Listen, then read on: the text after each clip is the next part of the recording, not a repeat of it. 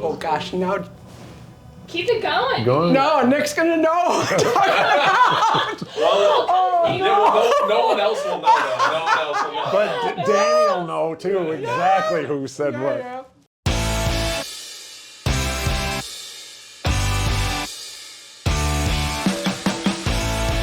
So my name is Jeff Coote, and we have sponsored for 2 years, and it's been really fun. And I'm Cindy Coote, and we live here in Royal Oak, very close to the ballpark, and we have enjoyed the last 2 years of hosting. It was in a pamphlet for Royal Oak, the magazine, and there was an article saying we need host families, so I called the next day.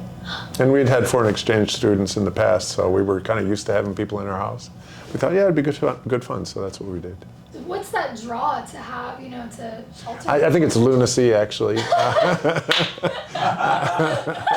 got to be a little element of No, it's fun to share with others and get their perspective and their outlook on life and other things. It just sort of brings a breath of fresh air into the house. Challenges some of the assumptions that you have when you go, oh, that's an interesting way to look at it. So. Basically, you don't have to have a big house, you don't have to have a lot of money, you don't have to know anything about baseball. You just have to open your house, open your heart, and everything else will work itself out. It has been very exciting for us. One of the things that we were surprised to learn, because you sort of expect from the having foreign exchange students, is they're there all the time, right? School, and then they're there for 3 meals and all that sort of thing. Not so much with the players. Half the time they're on the road. The other half the time when they're local, they have pretty full schedules and eat with the team and stuff. So the load in terms of just feeding them is a lot lower than we expected. However, somebody likes to cook, so.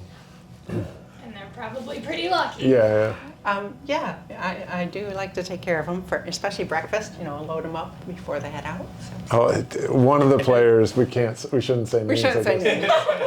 No. We still laugh every day at some of the stuff that he came up with. So the story is that one of the days off, they said, what do you guys want to eat? We'll cook.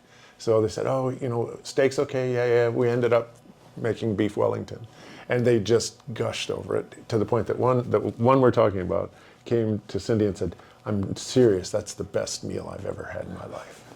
Later, we were joking around with him, and he was saying what terrible host parents we are, and he goes, they make us eat this disgusting beef Wellington. He goes, I'd rather have jail food. And just now everything every day is jail this or jail that, so we were going to a jail interview today, and so he was just really a funny guy. Really, really pleasant to be around. They all were, but he had a sense of humor that snuck up on us. We just didn't expect it from him. Here's the thing also, is that I think they could eat every 2 hours. They're like an infant, really. So they eat breakfast, quite a big breakfast, and I'll tell you another funny story. And then they eat lunch before they go to the game, and then they eat at the game before the game. They eat after the game, and then they come home and they want a snack, right? So it's every 2 hours. And then this is something I do. I put a snack basket in their bedrooms, and I fill it in case they're hungry in the middle of the night. So they eat a lot. Here's another story about one of them. What? Go nameless. So the one that we're talking about got up, he had breakfast, and then the second one got up just a bit later, So the first one's still at the table. Should I just say their names? Anyway, so Danny's still at the table, just finishing breakfast. Nick gets up, and he goes, oh, it's about noon. Could I please have lunch? I said, sure, no problem. I said, Danny, you don't want lunch now, do you? He's still just putting breakfast in his mouth. And he goes, yeah. I said, are you serious? You said, no, I said, are you joking? He goes, I'm not. He goes, I am not. So he sat there, never got up from the table, ate breakfast and lunch. Back to back. Yeah, back to back, 10 minutes apart. Yeah, so they can eat a lot, so your grocery bill might go up a little bit. But What's really cool is you get to learn all the slang that you didn't know. What does this mean, and what does that mean? Yeah. All right, so give me some terms. What terms we got? You have to talk about your mashed potatoes. Oh, okay, so when we made the beef Wellington, they wanted mashed potatoes. And it was like, oh, can you make mashed potatoes? My grandmother makes them. And I said, well, what's your grandmother's secret recipe? He goes, oh, she just uses the box. I said, oh, I can do better than that. So yeah, they ate the mashed potatoes and goes, oh, this is money. And then he turned and said, Jeff, do you know what that means? I said, yeah, I think I got that one figured out, but you know. Money. Yeah. There was one boy, one in the first year that I did offer to do his laundry because he just was, I don't know, a mess. So I did his, but everybody else is, yeah, they take care of themselves. Yeah, they do. They clean up after themselves. They're really good about it. Their rooms are a disaster, and I just close the door and don't go in there, but otherwise, they're great.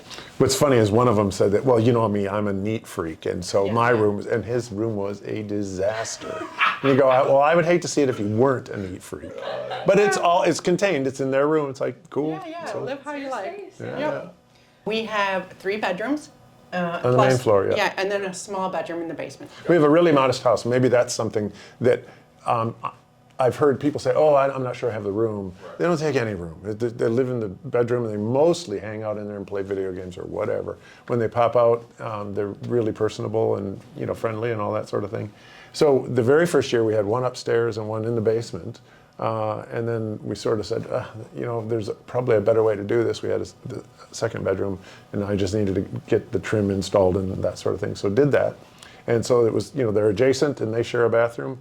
And I normally use that bathroom, but when they're here, I bail out and go downstairs because we also have a bathroom. So, and we have a really modest house, and it's no problem. They're considerate, they're quiet. That was some of the concerns, is that there's going to be, music playing until 2 a.m. Not the case. One more thing is that I've heard people say, oh, I've got a young daughter. I don't want a young man in my house. And I don't understand that. I think it's a good thing for young girls to see an example of what a young man should be like.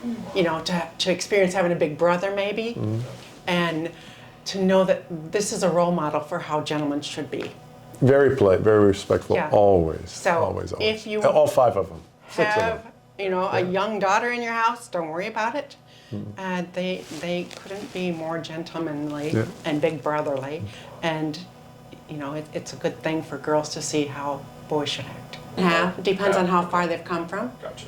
And a lot of times that's part of the who goes where. We need a guy with a car at the Coote's house, and then we can tolerate a guy who doesn't have a car.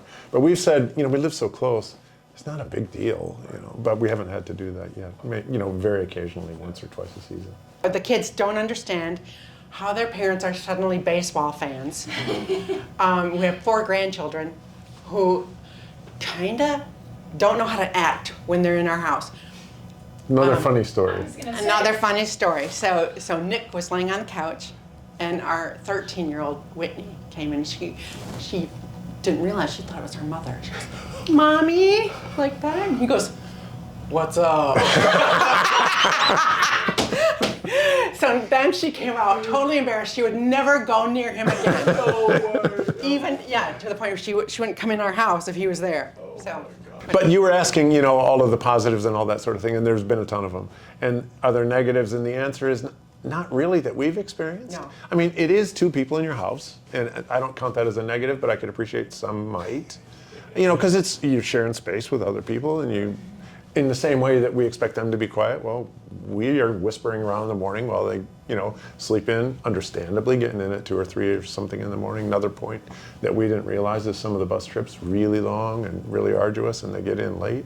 And of course you hear them come in, and that's fine, and it's sort of a good thing. Yeah, they're really here because you sort of feel responsibility. You do. Responsible to make sure that you can hand them back to their parents, right? We didn't lose them, and he didn't die or something. Maybe not die, but get hurt, or we were paying attention, and so, not really any negative, but there's a little bit of overhead. We're having one of them back. The Beef Wellington jail.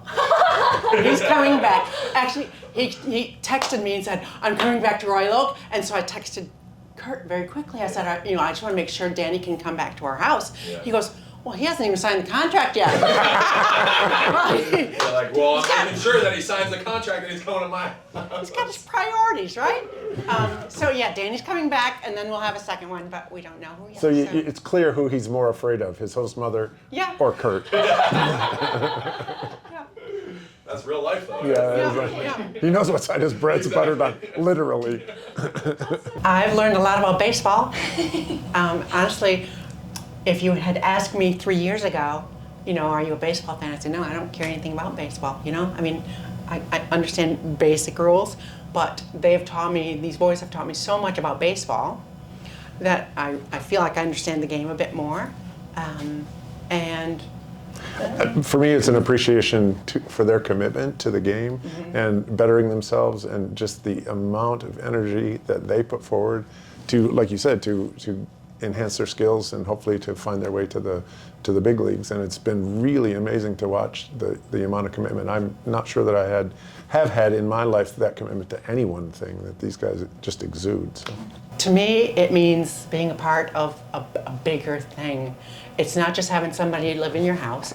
You become part of a family and part of the entire community. It's turned you into an ambassador. I'll say my neighbors hate to see me coming down the sidewalk because they think, oh no, she's going to tell us, we have to host somebody or we have to go to their games. So I'm sure they hide in their house and close their curtains because, I'm Is she gone? the ambassador for the team. I don't think they have any bigger fans. We become part of the whole family. Yeah. It's been great. Yeah. I can tell you the worst part is saying goodbye to them. That is heartbreaking for me. Oh, wow. They become like your own sons, and to let them go at the end, I know you have to. I know you have to send them back to their real parents, but it just breaks my heart every time. I forget what the holiday was, but was it Father's Day or I don't remember, a birthday or just maybe the end of the season? I don't remember. Maybe it was your birthday, something. They went out and got cards and they personalized them, and it was a card that wasn't exactly the right birthday card. Scribbled that out, wrote something else in. It was the kindest things that you could imagine written, and funny, and it was completely I was taken by surprise. Yeah. And it was so nice that they were so considerate and went out of their way to go to Target and buy things in gift bags, and you go, what? I don't understand you guys. You're 20-year-old young men. You should not know how to do this, but they absolutely did, and it was really cool. Yeah, but the best part is just opening your house, like I said, and being part of their journey to reach their dreams. And in the meantime, you are having the time of my life anyway. Wow.